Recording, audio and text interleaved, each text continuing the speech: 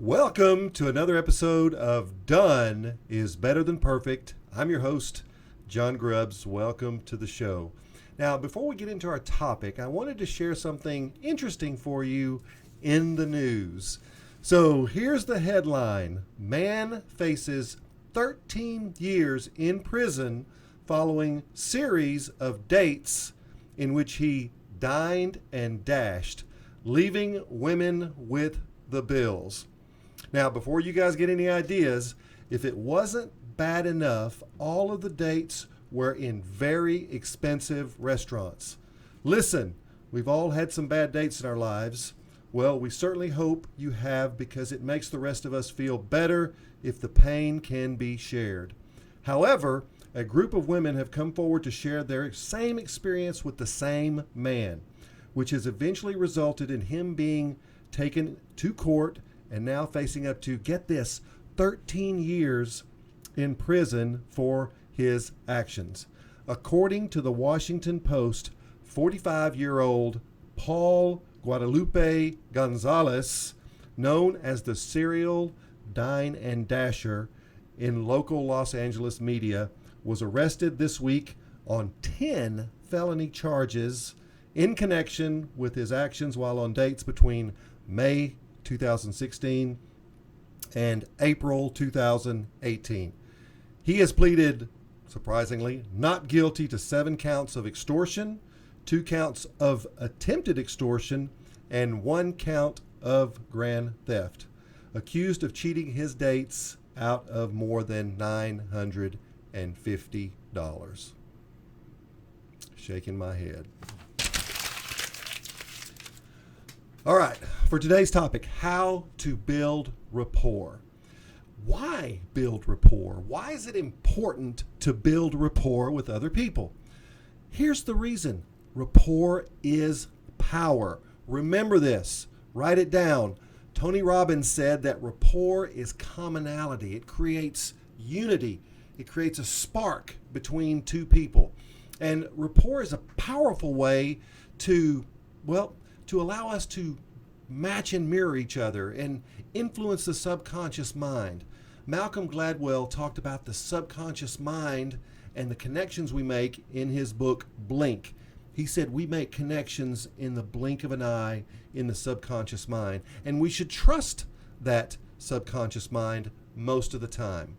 Now, people like people who are like themselves, or people like people who are like they like to be.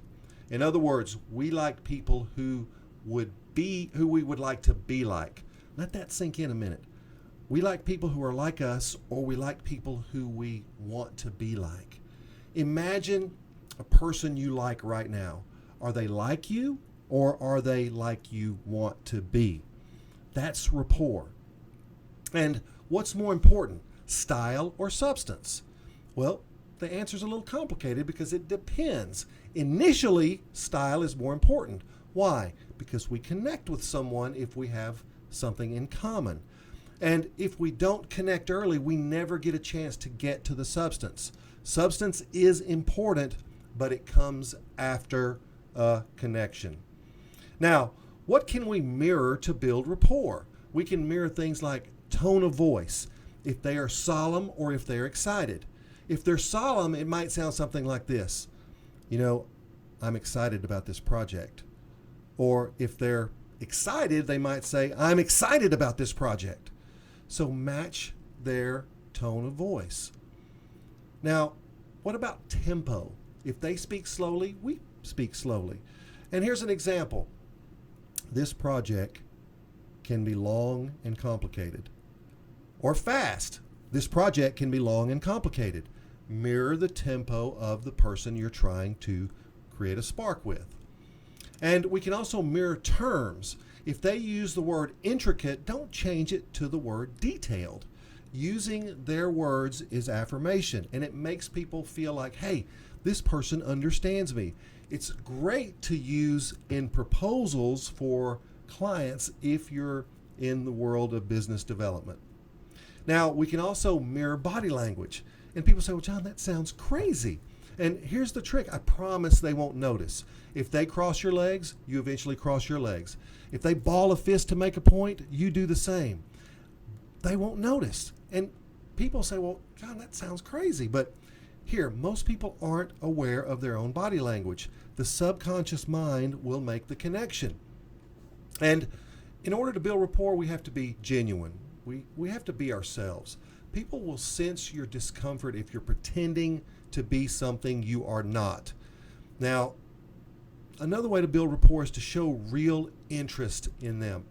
And here's an example. If they mention a son plays football, ask 2 questions. I call it the 2-question rule. Here's an example. My son plays football. Oh, really? What position does he play? And how is his team doing this year? The 2-question rule allows you to build into a feeling that, hey, this guy's really interested in me. He's interested in what I'm interested in. And that builds rapport. The next way to build rapport is to find common ground. I call this the gateway conversation.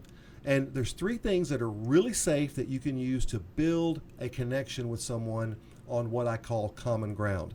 For example, ask about pets, families, hobbies. If you ask about children and they have a daughter in college, go back to the 2-question rule.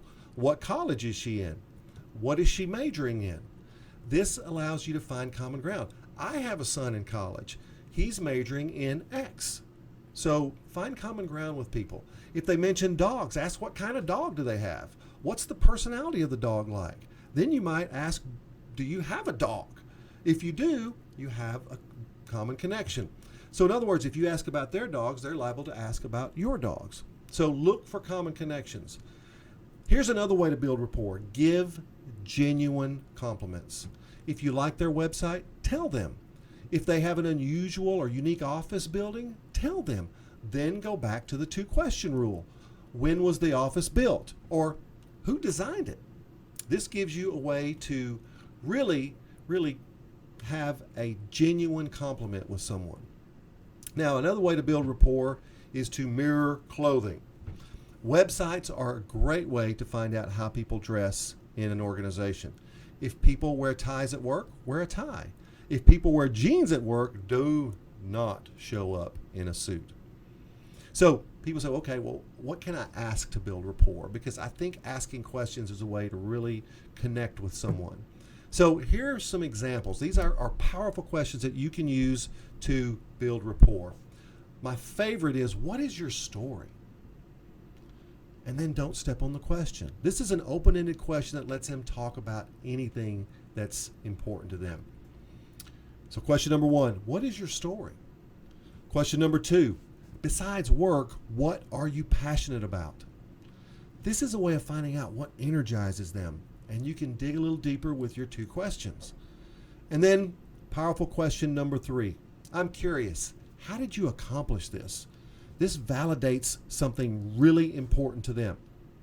So let me go back over the 3 questions. What is your story?